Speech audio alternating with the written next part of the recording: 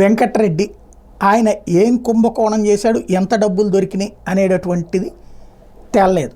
కానీ ఆయన కుంభకోణం చేసేసాడు అన్నటువంటి ప్రచారమే జరిగింది.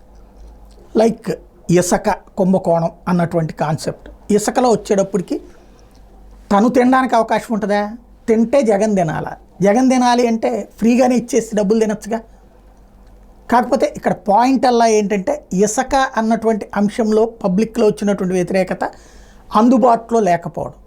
అది ఇప్పుడు కూడా అట్లాంటి ప్రాబ్లమే ఉంది. పరిష్కరించే ప్రయత్నం చేస్తున్నారు.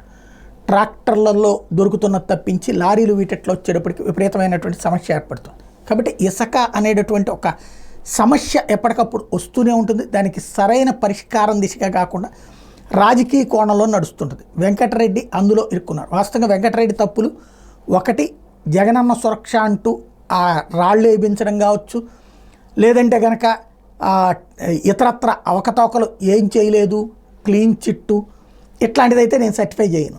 ఖచ్చితంగా సంపాదించుకోవాలనుకున్నటువంటప్పుడే కేంద్ర సర్వీసుల నుండి ఇక్కడ దాకా వచ్చి పనిచేసేటటువంటి ప్రయత్నం చేస్తారు, లేదా హోదా కోసం చేస్తారు. ఈ రెండిట్లో ఏదన్నది ఆయన నోటితో ఆయన చెప్పాలి. అది పక్కన పెడితే ఆయనకి 55 రోజుల తర్వాత బెయిల్ వచ్చింది. ఇప్పుడు ఆ బెయిల్కి సంబంధించినటువంటిది విడిచిపెట్టారు.